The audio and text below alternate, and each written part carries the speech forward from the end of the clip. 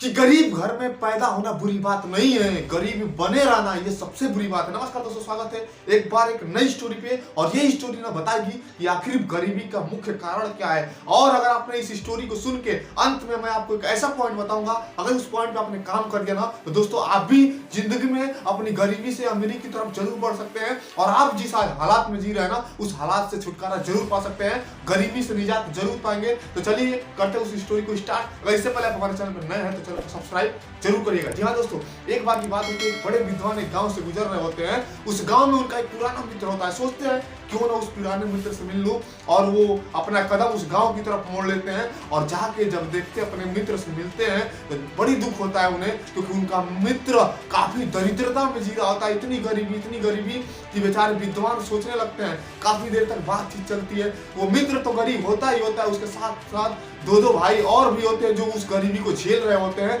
शाम का समय होता है, धीरे धीरे वक्त बीतता है कि धीरे धीरे शाम हो जाती है, शाम का वक्त हो जाता है। मित्र बोलता है कि हे मेरे दोस्त, तुम आज यहीं ठहर जाओ और सुबह कल चले जाना। विद्वान बोलता है ठीक है, कोई बात नहीं। लेकिन फिर भी इसे चिंता होती है कि इतने गरीब है जो कि खाने के लाले इनके पास, ये कैसे भला मेरी आज मतलब मुझे खिला पाएंगे, इतना व्यवस्था नहीं। देखते हैं कि वो दोनों भाई जो उसके होते हैं वो जाते हैं और घर के पीछे एक फली का पेड़ होता है, उस फली के पेड़ से तोड़ के फली को और ले जाके मार्केट से बेच के दाल चावल और नमक खरीद के लाते हैं। जी हाँ दोस्तों, इतना भी नहीं मिल पाता है जिससे उस घर में 4-5 लोगों का भोजन हो सके। बड़े भाई जैसे ही बोलता है कि ठीक है, शाम का भोजन बनाओ ताकि हम सभी लोग साथ मिलके खाना खाएंगे। लेकिन इतना अनाज न होने की वजह से एक भाई होता है जो बहाना बना लेता है कि मैं आज व्रत हूँ। दूसरा बोलता है कि आज मुझे पेट में कोई दिक्कत, मैं खाना नहीं खाऊंगा। विद्वान तो समझ जाते हैं कि इनके पास भोजन नहीं है। कोई बात नहीं, विद्वान को बड़ी टेंशन होती है। रात में बेचारा सो नहीं पाता कि आखिर कैसे अपने मित्र की दरिद्रता को दूर किया जाए।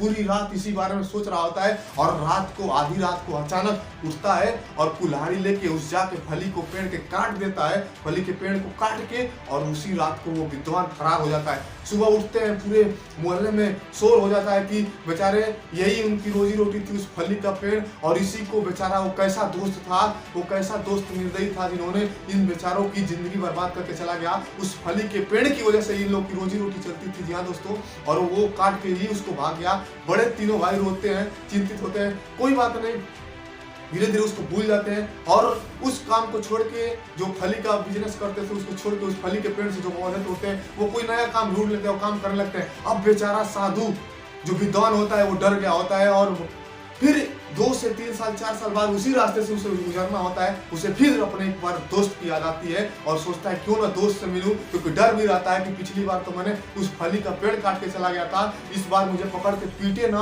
डर होता है लेकिन फिर भी अपने कलेजे पे पत्थर रख के और वो विद्वान अपने मित्र से मिलने जाते हैं। और जैसे ही वहां जाते हैं तो वहां का नजारा कुछ और होता है। जिस जगह पे एक झोपड़ी थी, उस झोपड़ी के जगह पे एक बहुत बड़ा महल होता है, बहुत अच्छी आलीशान मकान होती है। और तीनों भाई जब देखते हैं उस विद्वान को तो आके उनके पैरों पे पड़ जाते हैं और बोलते हैं कि काश उस दिन अगर तुमने उस फली के पेड़ को नहीं काटा होता तो आज हमारे पास इतना सारा धन दौलत, इतनी बड़ी संपत्ति नहीं होती। जी हाँ दोस्तों, कहानी तो यही खत्म होती है।